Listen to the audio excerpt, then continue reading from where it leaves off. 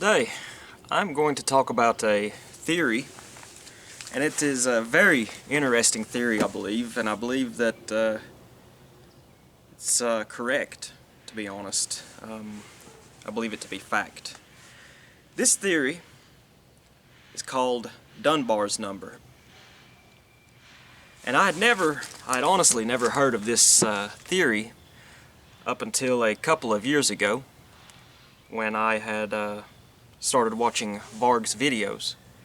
And in it he stated that, hunter-gatherer tribes in Europe that are our ancestors, they normally didn't exceed 150 different individuals.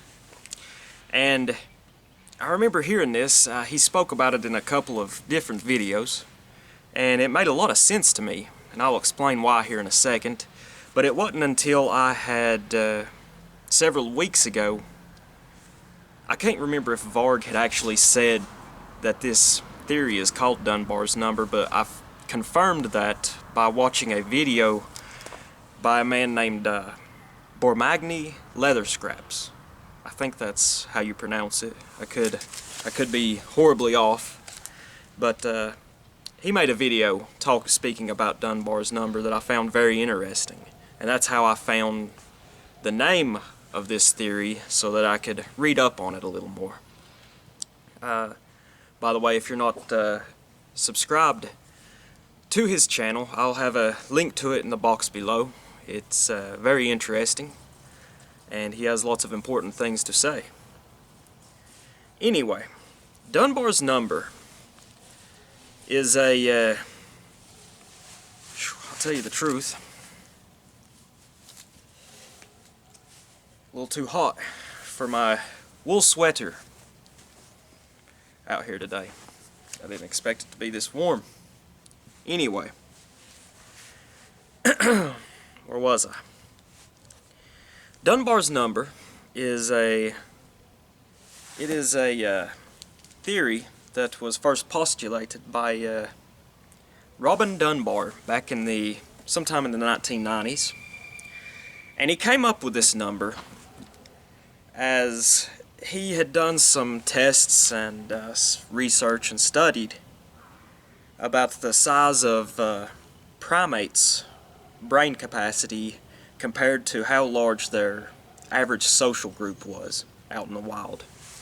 And he found over time that this extended to mankind, He discovered that a lot of the hunter-gatherer groups in Europe, our ancestors, they rarely exceeded groups of 150. Now, of course, there were some cases where these tribes were larger.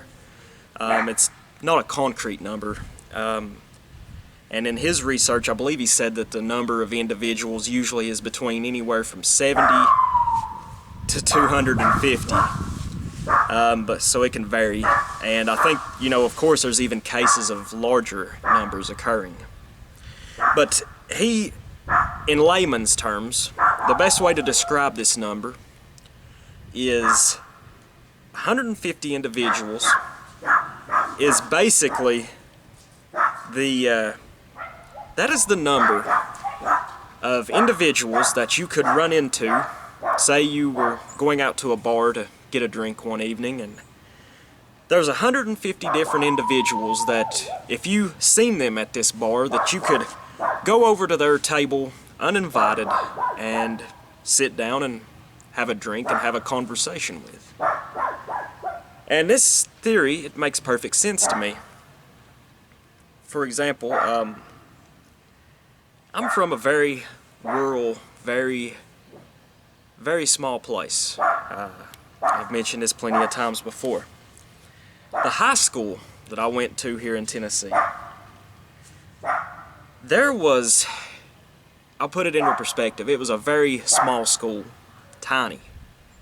There was only, I think, 41 or 42 seniors in my graduating high school class. So you add the whole entire high school together, there was only about 300 or so individuals there. And Dunbar's number, and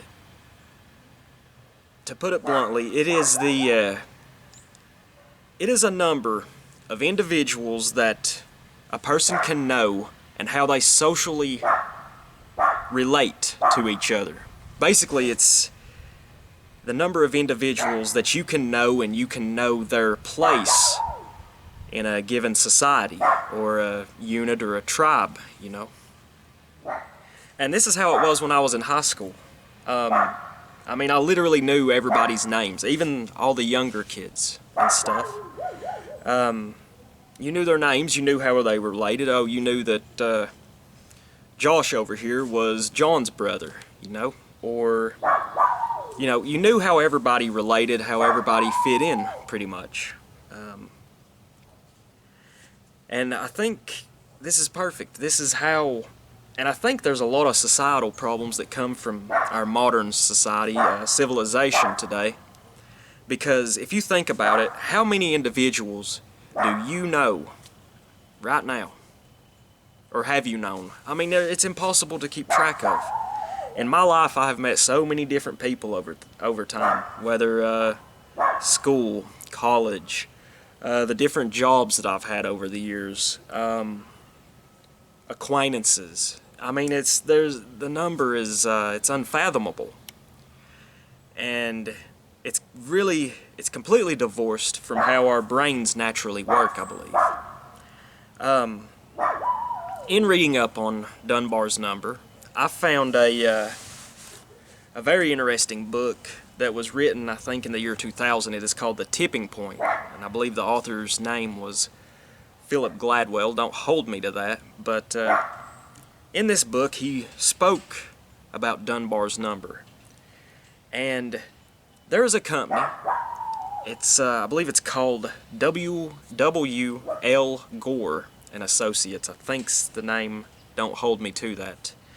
But basically this company is the company that produces the fabric Gore-Tex. And if you wear hiking boots, working boots, you do any outdoors work, you will know that Gore-Tex is a fabric that keeps you dry. It comes in camo patterns.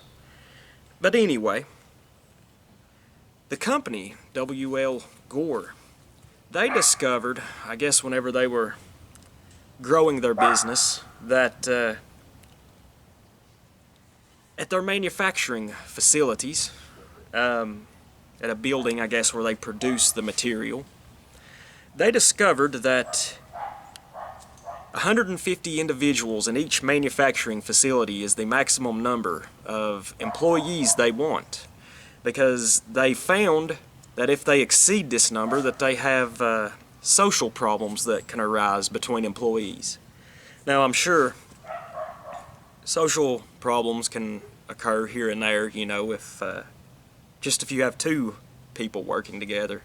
But they said that the number of these instances decreased greatly as if they did not exceed that 150 employee limit per building. And this makes perfect sense too. It just correlates with what Mr. Dunbar had proposed. And whenever this company had grown, like I guess the demand for their product had exceeded, you know, basically they needed to hire more employees, they would just get a new building, set it up, and start over from scratch, put another 150 employees in it. They would not exceed that number. And that seems very very truthful, very reasonable. And I think that's why, you know, in modern society we have so many problems, you know. But anyway, it's perfect, I think. This explanation is very sound, very reasonable, and very truthful. And I would encourage you to check out the channel, Mr. Leather Scraps, that I had referenced earlier, and read up into Dunbar's number yourself. I'm gonna go inside here. I'm getting over the coof here and sweating quite profusely right now because it's warmer out here than I expected it to be. So thank y'all for watching. Bye-bye.